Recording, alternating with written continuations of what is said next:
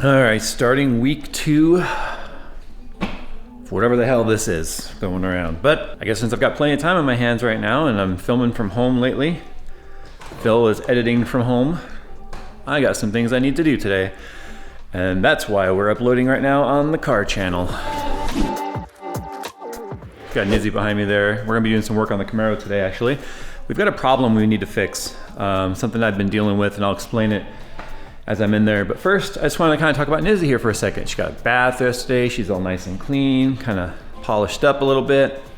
Car's been sitting on a battery tender, and a lot of people ask me like why I don't drive this car anymore. It's a couple reasons. One, it's not very comfortable on the street. With the roll cage and the Sparco seat in there and the 6-point harness, it's really kind of a pain in the ass. But second, right now it's not road legal. It's not registered because I have to revert my tune, I have to put my cats back on, I have to do all that sort of stuff so that I can actually get it smogged and registered. I've just been so busy, I haven't had time to get any of that stuff done. So it's one of those things that's really kind of, I guess been just causing me a hassle. It's not that much work, I just haven't had time to do it. Obviously I have time to do it now, and I want to get it back to being road legal and registered and all that stuff so that I can start driving it around. Because I do take the car around the block. I live in a gated community, so I don't go out in the public roads outside of the gate, but I do take it around here every now and then, which is nice. Kind of let it warm up. I'll let it idle out in the driveway. She fires right up. I mean, I'll start it once every couple of months and it starts right up. Last time it drove was 6 months ago. I drove it yesterday when I gave it a bath. Fires right up with no problems, no smoke, no hesitation, as if it had been driven all along. Does a really good job. But what we're gonna be doing today, like I said, has to do with the Camaro. We'll be fixing a problem on that. But first, I gotta move the Z out.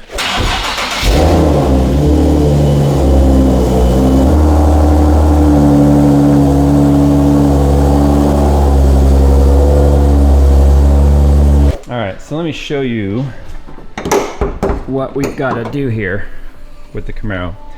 So, yes, it says nitrous express. There's no nitrous on it. It is plumbed for it. I should say it's ported for it. I could put direct port injection there if I want, or methanol, but I don't do any of that. It's just a higher flowing lid because of this right here. It's got a channel that scoops it where the stock one is flat.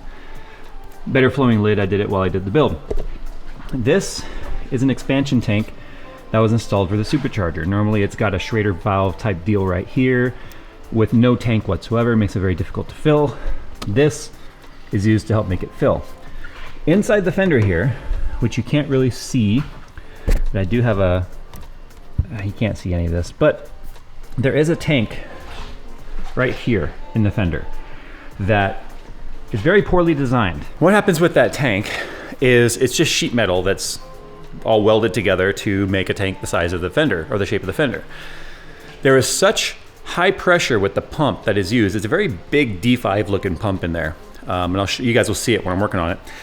It is such a high pressure pump, plus the extended or the additional pressure built up as the fluid gets hot and expands, that bows out. The body just kind of goes whoosh and expands. Well, what happens is when you turn off the car, that starts to squeeze back. And as that squeezes back, it forces the coolant out of the top because it constricts. Pressure goes up as it constricts, and the coolant will start to overflow out of that cap. And yes, it is a pressurized cap. It holds 20 PSI, but with it constantly doing that, as it gets hot and cold, it eventually squeezes all that fluid out of the cap, and then I end up with a lot of air and cavitation. Something I just realized has been happening as I was kind of doing some maintenance on the car and looking at it, going, oh, I should check all the fluids. And I'm like, okay, it's empty. Time to take that fender out, that fender tank out. With the amount of cooling that I have in this car and the amount of fluid and the Pro Speed exchanger in the front, it's like 3 times the capacity of what it is stock. And based on what we were seeing at ACS when I ran this car in November, the amount of cooling that I have on the IATs, it's overkill. There's been plenty of people that with builds similar to mine, similar horsepower, some of even more horsepower, that are not running that large tank on the side. They're only running the small tank on the top that I showed you, which is still holding more than the stock coolant or stock fluid system would. It's not gonna be a problem. So I'm getting tired of having to deal with topping off this system and having it bubble out as the system is cooling down and the car is cooling down. It's just annoying. So we're gonna be getting rid of that. But what we also found too is that it's just like a computer. Adding way more capacity does not add cooling capacity. All it does is take longer to reach max temp, and it takes longer to cool off because there's more thermal capacity there in terms of, well, not thermal capacity, the amount of fluid capacity makes it take longer to heat up and longer to cool off. And so Mike with Red Barn Racing, who's built cars with 500 horsepower more than mine, cars that are well over 1,000 horsepower, I'm pushing 750 to the wheels, or 760 to the wheels last time we did a dyno actually. It's one of those things where, like, with the stock heat exchanger, he's got cars that are still IATs that are 10 above ambient. So my car actually cools off when I do a wide open throttle pull. It will drop down to exactly ambient, which we saw on track, which is insane. I don't expect there to be any loss of thermal performance because of the size of the heat exchanger that's on this, which is more than double what the stock one is. So with the extra capacity the Pro Speed heat exchanger has, plus the tank I put on the top, as long as I can deal with it not bubbling out, then, and that's the result here, that's fine. But to do this, I've got to take the wheel off, I've got to take the fender liner off, and we've got to drain the system, we've got to reroute some tubing. So it's gonna be just like water cooling a computer, only to my car.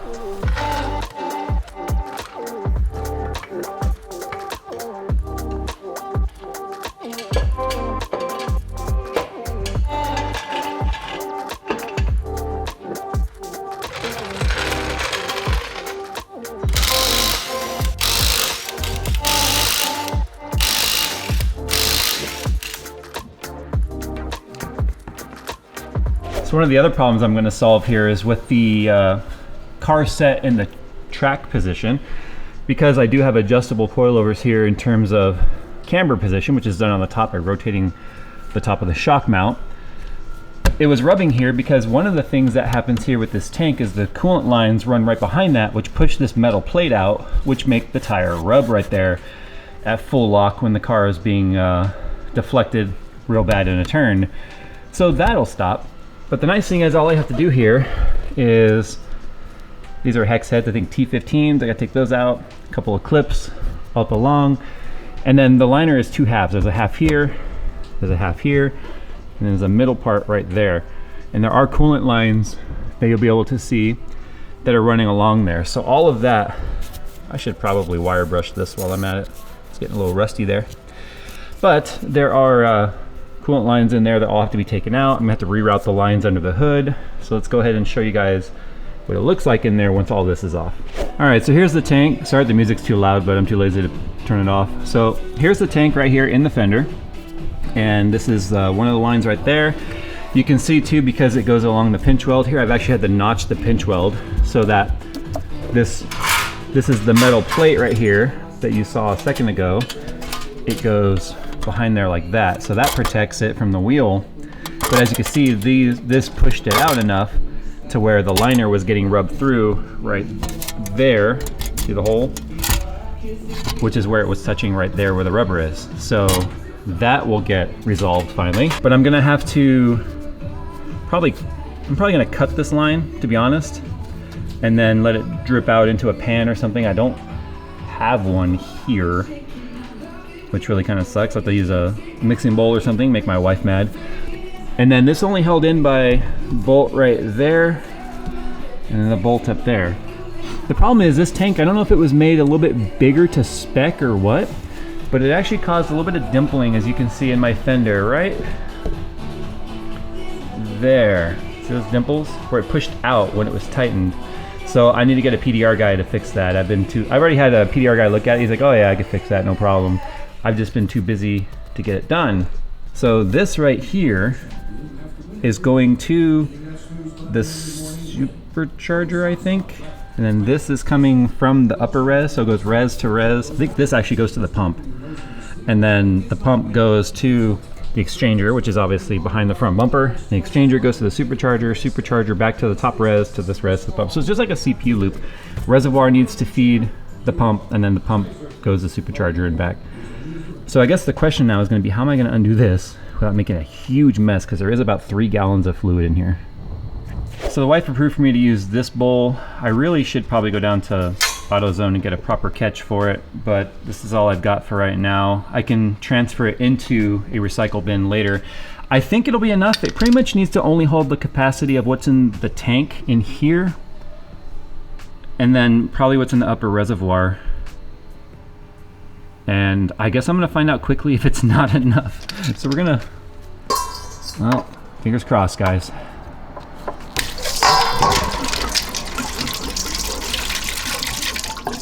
Ah, making a mess. No.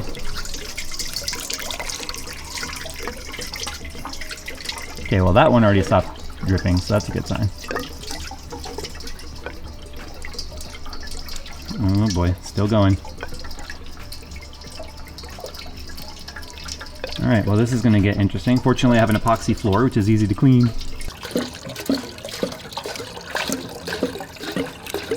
All right, since that thing quickly got full, I've transferred it into this bucket here so that I can transfer it to a recycle bin later. Oh man. Holy crap. Ah, this is a bad idea. All right, so not counting what made it all over the floor, thank God for epoxy floors. Yeah, it nearly filled, well, it filled this thing once and a half again. Well, not quite a half, but yeah, so we'll be recycling that later. All right, so here's the tank. Normally it sits upright like that. As you can see, it's just sheet metal completely welded together. You probably won't be able to see on camera, but the sides have bowed out because the metal has sort of like, it has no rib, if that makes sense. And with the pressures, dude, it's insane. We tested this thing with it out of the car and this thing just goes, like it just expands out because of the pressure. And then when the pump is off, it goes back slowly as the metal cools. And then that acts like a freaking, I don't know, it's like a turkey baster, right? It pushes all the fluid, increases the pressure, and then it bubbles out that top. So that's gone. I just lost that capacity, but that's okay. I don't think it's gonna be a problem. All right, the blood sacrifice has been made. You can't see it's under here, but there's part of the air box right there I had to take out because we have to get room to get down to the pump and stuff, which is down in there. That one did not want to let go, so I was pulling up and it finally came up and it caught the end of my nail, and then my nail went floop. Yep. It's kind of like working on a PC. The blood sacrifices have to be made. I made it, which is why now it can continue. That thing was a bitch to get out. I don't know why the big gulp versus the stock one was so much, not the stock one, but the regular size one was so much harder to get out, but it's out now. So now I can grab those water lines and start routing them. So that's the water pump right there. And if you look at it, it's basically just like a really big D5. It's like way more powerful than it too, but yeah, it's basically like a D5. All right, so the way I'm gonna do this here, that's the pump down there. This is the tube coming from the pump right here. And that was going down and into the fender, and then it was coming all the way back up and meeting this fitting right here, which you see is kind of a swivel. I've already taken the tube off, but I've got to get from there to there. I'm thinking this tube used to have some crazy built-in swivel that like would line up with that. That has to go flat instead of coming straight up because this is where the air box is. So what I'm gonna do is I've got two 90s. I'm just gonna do a 90 off of this tube into another tube going back into that one. Not exactly ideal, but with how much water flow this pump has, I am not the least bit concerned about it. Now the reason why I'm not just using this tube and then just bending it is because, as you can see, it kinks really easy. So the 290s is gonna be the better option. All right, so I've got the system, well, the reservoir up here filled all the way to the top, and I'm looking for any leaks to come out of the tubing that I've messed with so far. It doesn't seem like it's leaking or anything. So now what I gotta do is figure out how to jumper the water pump on, jumper that relay, so it can run without turning on the car. I don't wanna get the car going until the system is full. So, wish me luck.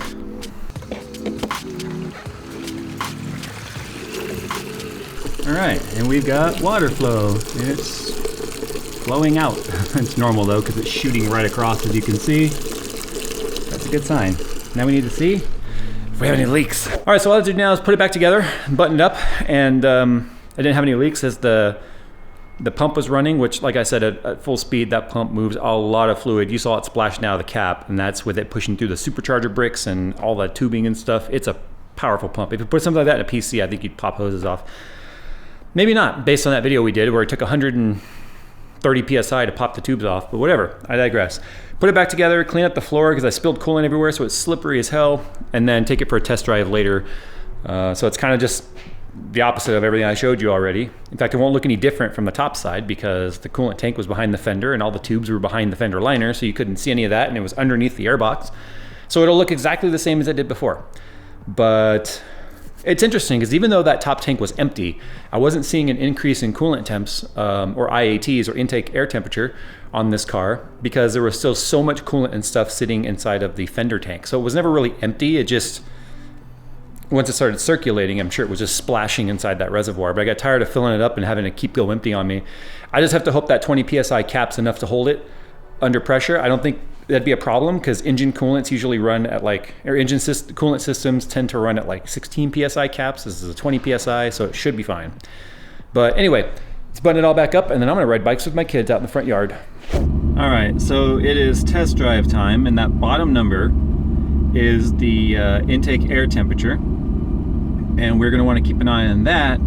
Obviously I know that because it's right there on the radio. So as you can see, it's staying pretty close, but it's gonna go up obviously as the engine warms up. So we need to see if that stays down, which I think it'll be just fine. And then I need to check and see if it's leaking when I get back. But I want to see what my max temps are, do some pulls when it's warm, just do some general stress test, just like I would with a computer. All right, the outside temp is 76. And if you can see it, my IATs are also at 86 on the highway.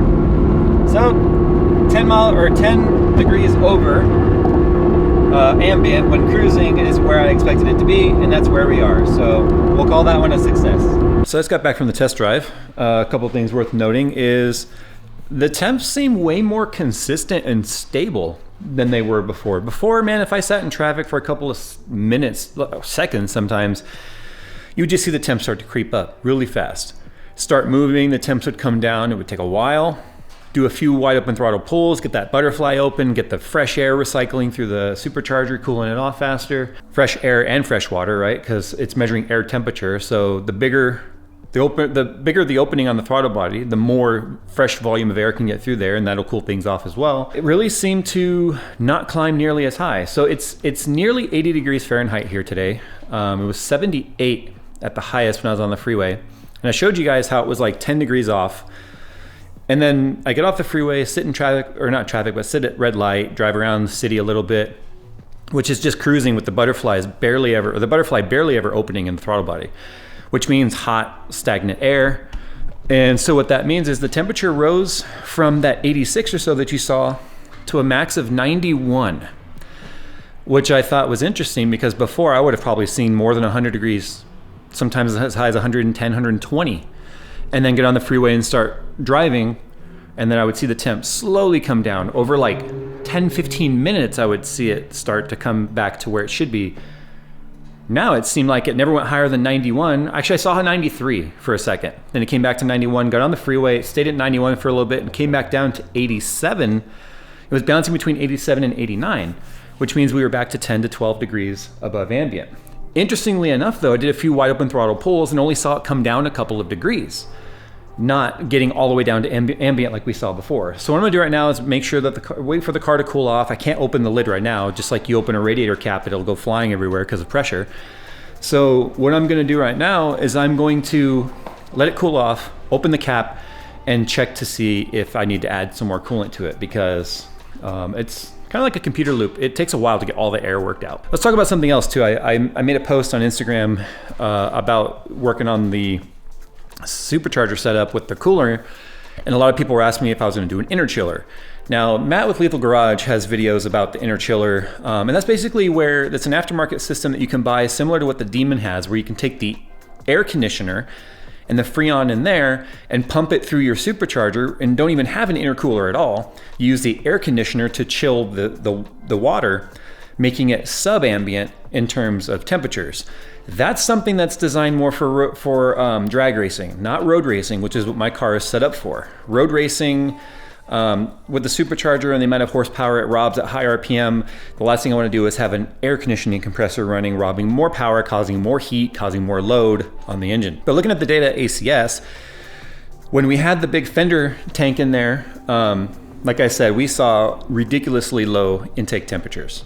So what I'm gonna do right now is probably end up doing another track day with this at some point, logging it, and then seeing where we are. I am gonna change that top reservoir again in the future to something called the Big 3. It's a bigger 1.5 gallon tank that sits up top where that plastic one is now.